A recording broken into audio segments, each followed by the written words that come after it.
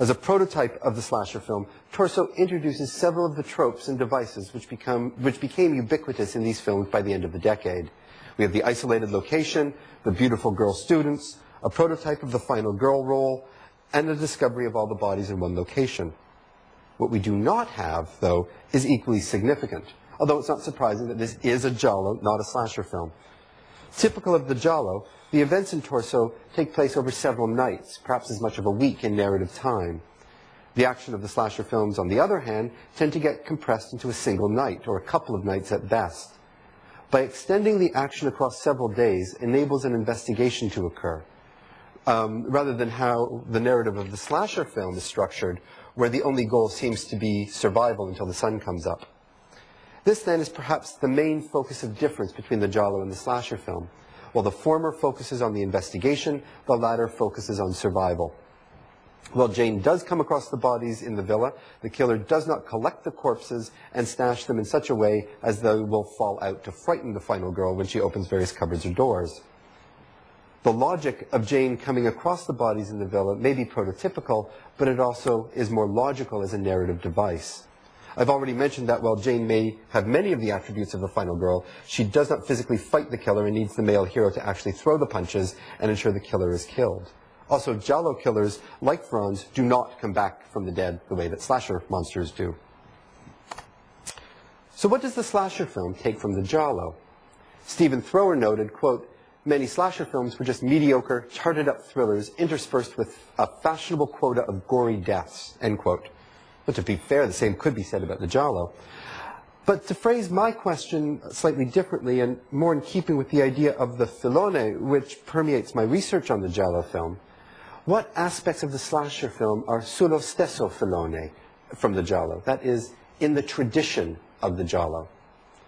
Both slasher movies and Gialli share the narrative device of connecting the current spate of murders to some kind of past trauma suffered by the killer. Viradika calls this, for the slasher movies, the past event, and was an essential element to her study. This notion of the past event also permeates the Giallo, and throughout these films, Gialli killers are compelled to murder by some past trauma. Like the Giallo, many slasher movies recreate these past traumas, often as prologues and pre-credit sequences in the films. Prom Night, for example, in the top left, opens with the fatal accident of Robin Hammond, and Terror Train, on the top right, with a prank that sent Kenny Hampson to the asylum. My Bloody Valentine utilizes a two-pronged recreation of the past event. On the one hand, when the story of Harry Warden's rampage is first related, and a second incident when Axel relates seeing his father murdered by the original Warden. The film, however, does not open with these past events. They are related later in the film when the story becomes relevant. While some Gialli do open with a past event, Who Saw Her Die, for example, where the film opens with the murder of a young girl in a pre-credit sequence, are more typically of the Giallo, they're gradually retold throughout the narrative. While Deep Red, Profondo Rosso by Argento, in this corner, opens with a recreation of the past event, it's not until towards the end of the film when we understand its true significance, and how, due to the low-angle perspective Argento films the opening sequence, which effectively masks what really happened, we've been misled all the way through the film in seeing that sequence in a certain way. The slasher film which reveals most of its narrative indebtedness to the Giallo is J. Lee Thompson's Happy Birthday to Me. On the surface, several school friends of Virginia are being killed in some creative and bizarre ways. One is decapitated by having their scarf thrown into the moving wheel of a motorcycle, another by having barbells dropped on their neck, and a third, most famously, as it was the image that graced the poster, I think you can barely see it there, skewed through the mouth with a shish kebab. These bizarre murders, and one of the taglines is 6 of the most bizarre murders you will ever see, does, I think, echo some of the bizarre murders that we've seen in the Giallo. We know, almost from the outset of this film, that Virginia is new to Crawford Academy, although we quickly learned that she's recently returned to the school after having been away for several years. Virginia is still under the care of her psychiatrist, Dr. Faraday, and she was experimented upon in a radical new treatment for brain injuries, where the brain tissue was encouraged to regrow under high radiation treatment. Never a good sign. Halfway through the film, we actually see Virginia commit 1, 2, and then finally 3 of the murders, but the Giallo-like twist is still to come. The denouement of the film, a macabre birthday party, of which I've got a couple of pictures there, wherein all the guests are the dead bodies of her murdered friends.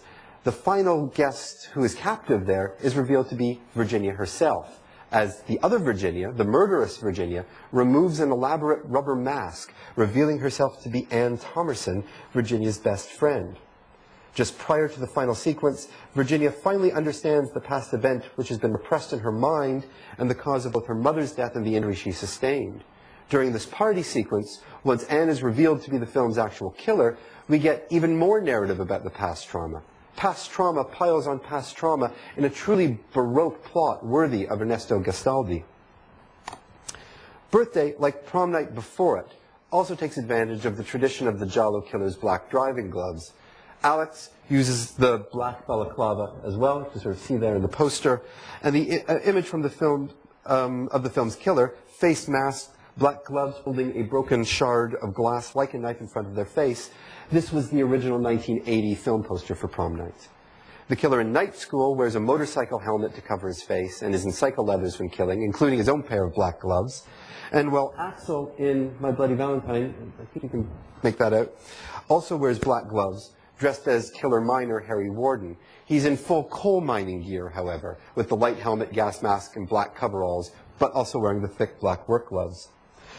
The black glove killers of the Giallo seem merely to have moved across the Atlantic Ocean towards the end of the 1970s and into the 1980s. The tradition of the filone tends to work from America to Italy. With the popularity of the slasher film, this trend seems somewhat reversed. The Italian vernacular cinema influencing the North American, rather than the American influencing the Italian. The veins of influence of the filone in the tradition of runs both ways. While it's certainly true that in the majority Italian filmmakers are influenced by American models, American influence from Italy is still not the norm.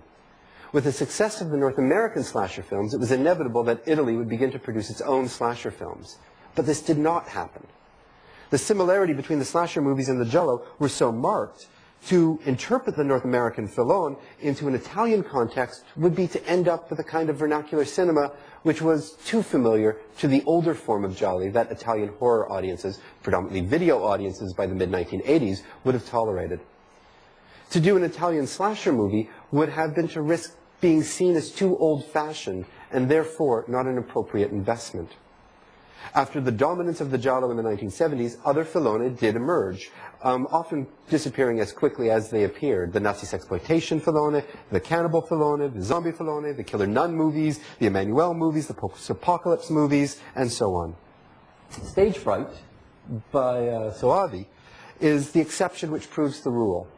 While as an Italian slasher film, rather than a Giallo, while the Italian vernacular filmmakers may have had a remarkable influence on the development of the slasher film in the late 70s and early 80s, the times had changed with the new decade. While a few Giallo films were made in the 1980s, mostly by Dario Argento himself, Tenebrae, Phenomena, Opera, only Lamberto Bava, Mario Bava's son, was really making any Gialli films, with two in particular, A Blade in the Dark and Deliria, Photos of Gioia, in 83 and 87 respectively. Beyond the 1990s and into the new century, Dario Argento is still producing Giallo films. Trauma in 93, The Stendhal Syndrome in 96, Sleepless in 2001, the utterly unwatchable The Card Player in 2004, and Do You Like Hitchcock in 2005. The slasher movie never really seemed to grab Italian vernacular audiences, at least not in a way as to warrant emulation. And why should it, when Italy already had its own form of the slasher, the Giallo? Grazie.